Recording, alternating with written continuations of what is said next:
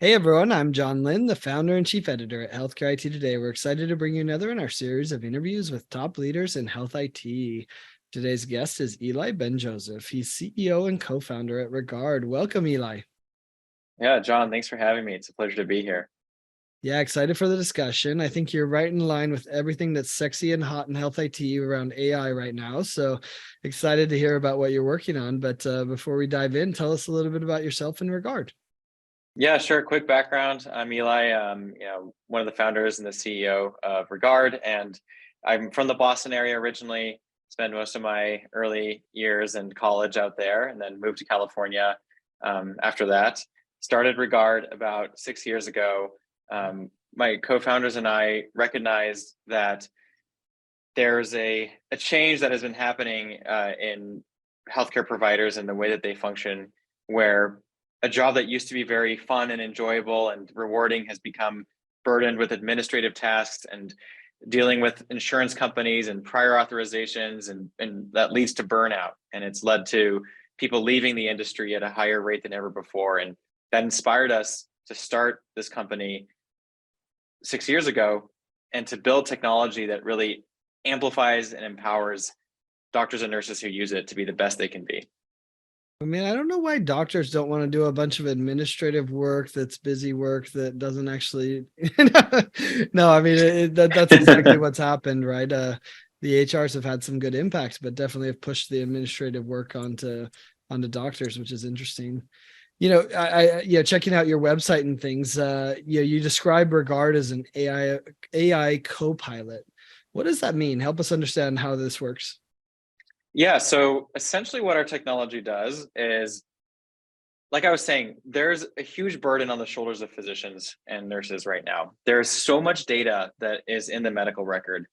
As everything has become electronic, the amount of data that has been gathered and is stored has also increased.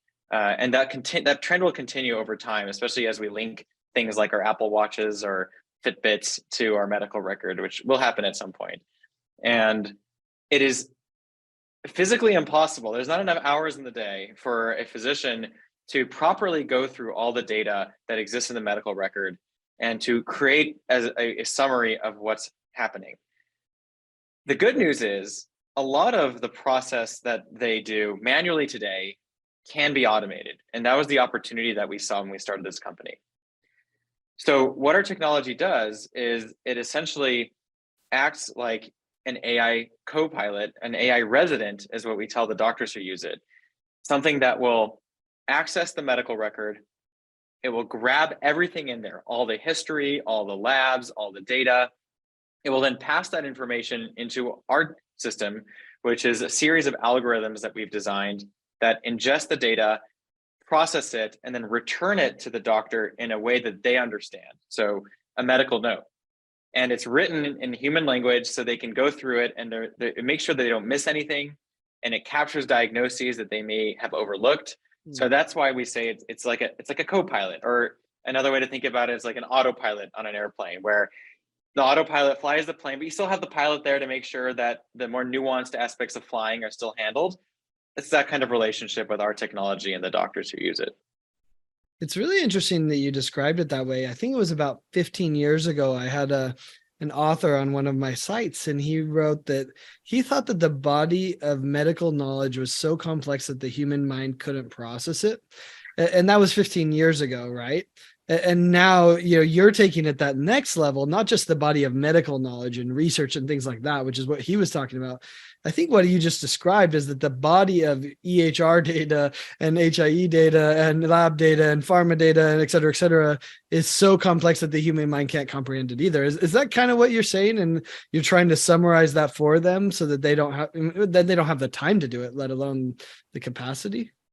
Exactly. Essentially, yes. I mean, there's so much going on. We have examples for one, our physicians, they have an example of they were treating a patient that had a stroke, and our technology was able to go and mine these notes from their clinic physician, the outpatient physician, from 3 years ago. And we found this indication that the patient had an atrial fibrillation, a fluttering of the heart, which has an impact on how you treat stroke, which is a clot of blood in the brain. And because our technology surfaced this data to her, she was able to, it's a huge change in care that she was able to provide the patient.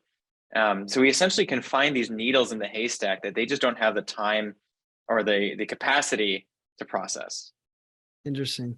Well, I want to talk about the EHR and how you embed in it or how that works, but I have to ask the question, like, shouldn't the EHR already be doing this? Like, I imagine every investor you talk to said that same question. Like, shouldn't the EHR just do that? Aren't they going to just eat your lunch? How do you see it? Yeah, it's a great question. And I think when physicians see our product for the first time, a lot of them will tell us, this is what I imagined the electronic medical record would be like when I heard about it for the first time. Mm, But it never came out that way.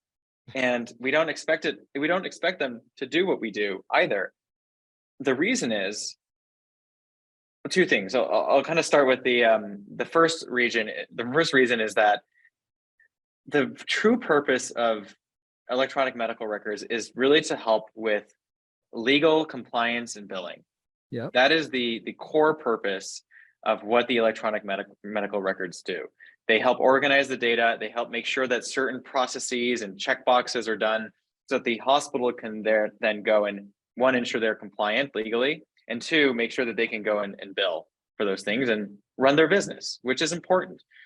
So the second thing I'll say about it is I see companies like Epic and Cerner, the leading medical record companies, as operating systems. I see them as like Apple and Microsoft or Windows.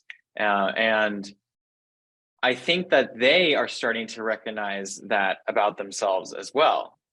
Both Epic and Cerner now have the equivalent of an app store where you can integrate via APIs to the data that their clients have. And that's what we do. So we actually sit on the app store for both Epic and Cerner. And that allows us to have a really easy integration. That allows us to have access to the data and to sit on their operating system as an app that the doctors can open that's in the medical record for them. Hmm. Interesting. I think we'd all like them to be more operating system, at least most of us in the industry. Yeah. So talk about, how is that integration? What's the workflow look like for a doctor, in say Epic or Cerner? I imagine it's a pretty similar integration. Is it, inside of the application? Is it a sidebar? How talk about the workflow for a user. Yeah, so we're fully integrated, and we recognize in the early days that would be critical for adoption. We didn't want another pop-up window that the doctors had to go to. Our whole purpose is to create products that amplify the workflows and abilities of the physicians, not another task for them to kind of go through. So the way it sits is it is in Cerner, it's kind of a link that they can click on in their menu. In Epic, it's a tab that they can click on. In Epic, Epic has a split screen view, so they can do it in their main screen or their sidebar they're choosing. And when they click on that button, what happens is that's when we get the access token to that patient, and we'll grab the data, run it through our algorithms, and then return our results in the Epic or Cerner workflow. So they don't ever have to leave Epic or Cerner. Interesting. And are you just surfacing the data? Or are you making recommendations? Like, what's in that window? Yeah, so it's writing the note for them, writing their assessment and plan, which is where they actually are doing all their critical thinking about the patient for each patient. So we will not only augment information that they started on. So if a doctor started working on heart failure before they use Regard and they open us up, we won't overwrite what they started. We're never there to kind of like overwrite a physician's work, but rather augment it. So we'll identify things that we can help them with, and we'll augment it with information, labs, chest x-ray findings, echocardiogram reports, so they don't have to go read and scan those things themselves. We also diagnose things de novo. So our technology will mine the data that they may just not have had time to look at, and will surface medical conditions. It's all labeled, like these are new regard-driven conditions. You should take a look at them. We don't let them blindly copy them. Sure.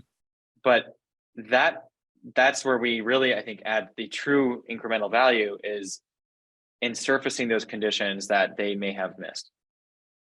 Interesting. And where is the data coming from to be able to make these recommendations around diagnosis? Is it all from the EHR? Or are you working with external sources? For now, it's all just whatever's in the EHR. In the future, we would love to allow people to opt in and integrate, their personal data as they have it, or connect other medical records together.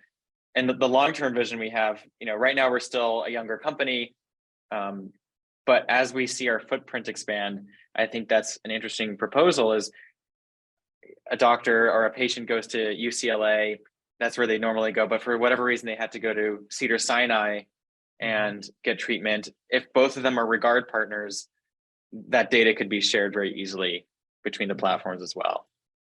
Yeah, you may have to become friends with the HIEs.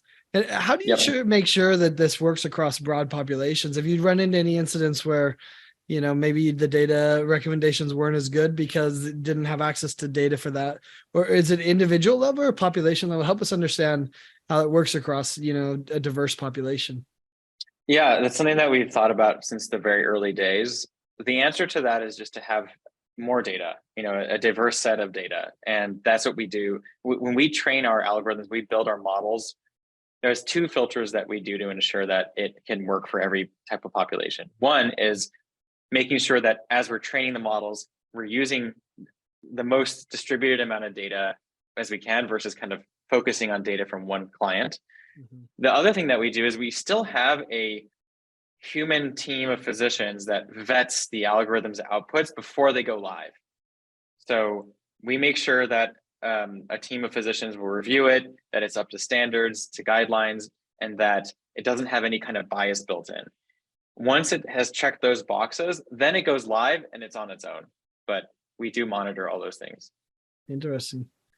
So talk to me about, what kind of organizations are using Regard? Is it large ones, small ones? Is there, kind of a sweet spot, and maybe some of the experiences using it?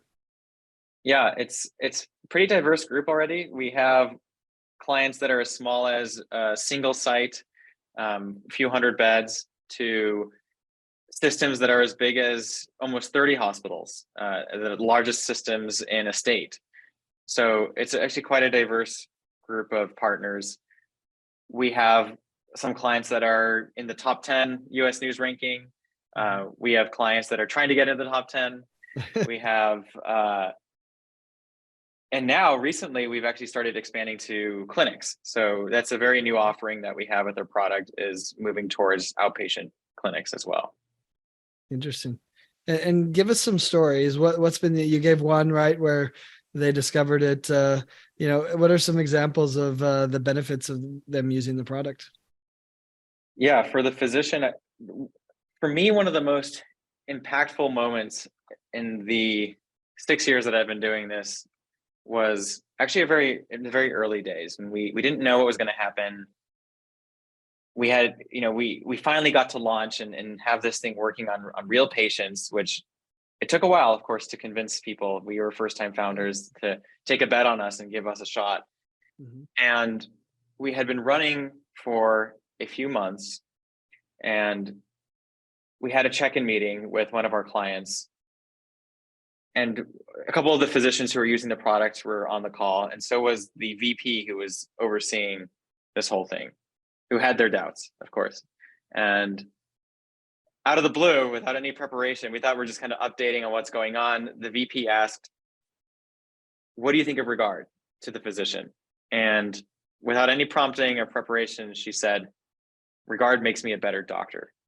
And that, to me, has been one of the most memorable moments, because that is everything that we've tried to do since we started this company, is to create technology that makes physicians better at their job. So that's one of my favorite stories that I have. We have countless other stories of what really hooks people to our product. Is not that it actually makes them a little bit faster.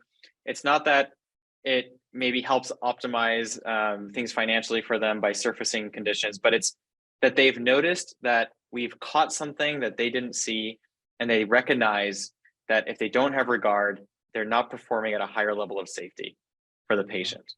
Yeah. Yeah. And it's hard for doctors to admit that, although actually I've met quite a few that understand it deeply.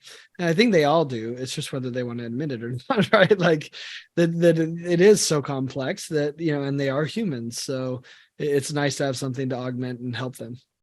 Yeah, exactly. And we, there's some, like you said, some doctors are like fish to water and they just hop on the product and love it. And there's always the curmudgeons, but it's always that one moment, and you can see it happening when we go out and shadow them, where they see that we've caught something that they missed.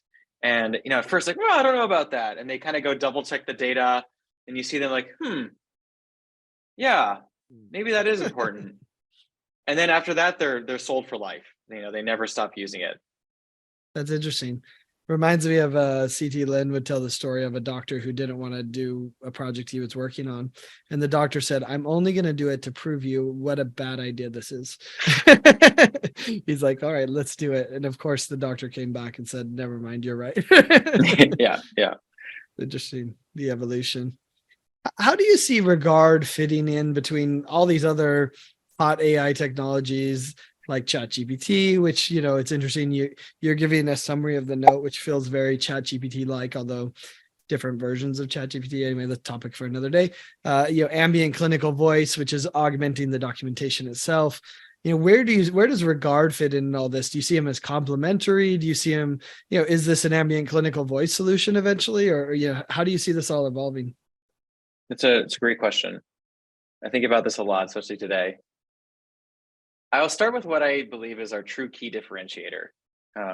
Outside of the ambient scribes, outside of ChatGPT or any kind of LLM, and it's that we are a deterministic system right now, and we diagnose. And that is a gap that we fill that very few, if not any other technologies can fill. We can diagnose because we're deterministic.